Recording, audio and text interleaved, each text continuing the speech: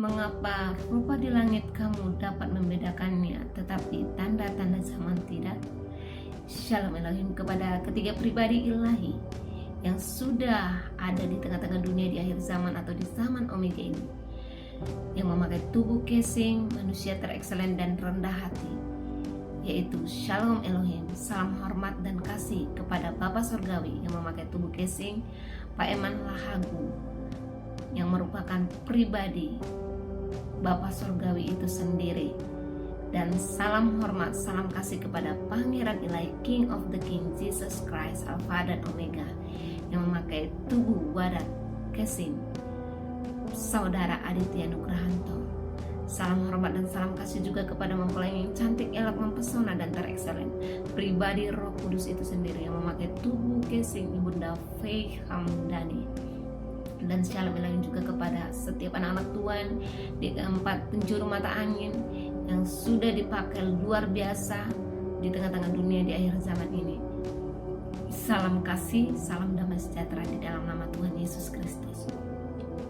Di sini saya ingin menyaksikan mimpi yang saya terima pada tanggal 4 subuh sekitar pukul 2 ke bawah. Dan di sini saya ingin menceritakan bagaimana saya menerima mimpi tersebut. Di dalam mimpi itu saya dibawa ke suatu tempat, dan di tempat itu saya melihat ada sekumpulan pasukan malaikat Tuhan yang menerima aba-aba langsung dari Bapa Surgawi itu sendiri yang memakai tubuh casing Pak Eman Lahagu. Lalu Bapa Surgawi berseru, berkata kepada pasukan malaikat itu, apakah kalian sudah mempersiapkan cawan murka itu?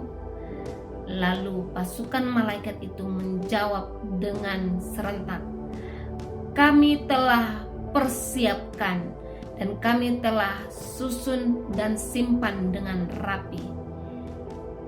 Kami tinggal menunggu waktu perintah dari Bapa sendiri. Selesai mendengar jawaban dari pasukan malaikat tersebut, lalu saya melihat Bapa Surgawi menganggukkan kepala seolah-olah memberi konfirmasi. Demikianlah mimpi yang saya terima. Dan seusai daripada bangunnya dari tidur saya, lalu saya diingatkan kepada firman Tuhan yang berhubungan dengan pada mimpi seolah-olah mengkonfirmasi, yaitu yang tertulis di dalam Wahyu 16 ayat 17 sampai 20. Saya akan bacakan, saudara-saudariku. Di sana dikatakan, dan malaikat yang ketujuh menumpahkan cawannya ke angkasa, dan dari dalam bait suci kedengaranlah suara yang nyaring dari tata itu. Katanya, sudah terlaksana. Maka memancarlah kilat dan menderulah bunyi guru, dan terjadilah gempa bumi yang dahsyat seperti belum pernah terjadi sejak manusia ada di atas bumi. Begitu hebatnya gempa bumi itu, lalu terbelahlah kota besar itu menjadi 3 bagian, dan runtuhlah kota-kota bangsa-bangsa yang tidak mengenal Allah. Maka teringatlah Allah akan Babel yang besar itu untuk memberikan kepadanya cawan yang penuh dengan anggur kegeraman murkanya, dan semua pulau hilang lenyap dan tidak ditemukan lagi gunung-gunung. Saudara-saudariku, terkait dengan mimpi yang saya terima dan dihubungkan dengan sabda kebenaran firman Tuhan yang tertulis di dalam Wahyu 16 ini, jelas sekali kita diarahkan untuk melihat tanda-tanda zaman yang sedang terjadi pada saat ini, di zaman Omega ini, bagaimana semuanya satu persatu sedang terjadi, dan kejutan-kejutan satu persatu yang belum pernah terjadi, satu persatu sudah terjadi, sudah tergenapi sesuai dengan apa yang telah disampaikan oleh Pangeran Ilahi, pribadi Yesus Kristus itu sendiri, Raja di atas segala raja, Alfa dan Omega, yang sudah berseru-seru bersama dengan Allah Bapa dan Roh Kudus itu sendiri di akhir zaman ini.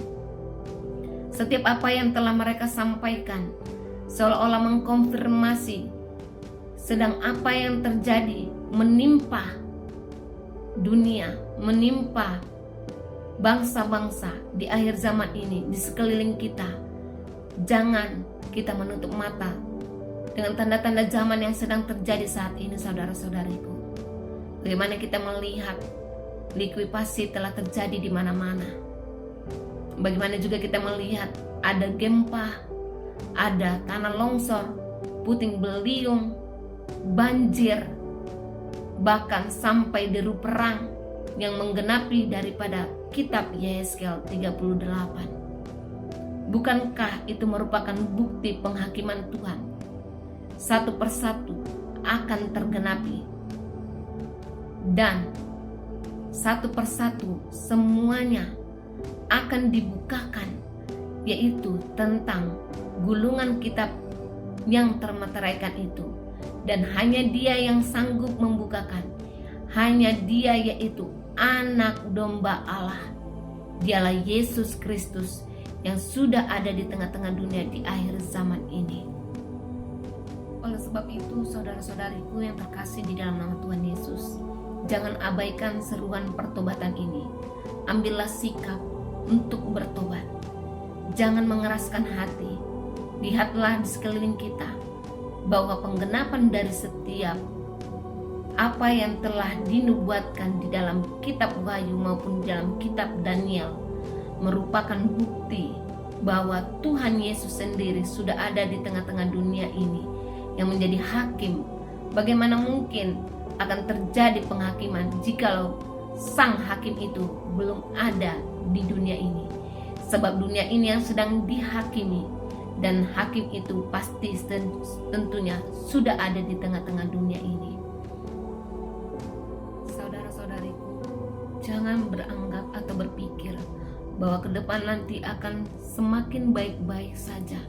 Sebab di dalam firman Tuhan dikatakan sungguh jelas, maka akan terjadi goncangan, akan terjadilah gempa bumi yang dahsyat seperti belum pernah terjadi. Bayangkan, saking dahsyatnya gempa itu, goncangan itu, bahkan belum pernah terjadi. Mengapa demikian sampai dahsyatnya? Karena akan sampai menghilangkan atau melenyapkan pulau-pulau. Itu dikatakan di dalam ayat 20, dan semua pulau hilang lenyap. Karena apa? Karena akan berdirinya kerajaan baru yang disebut dengan kerajaan 1000 tahun damai.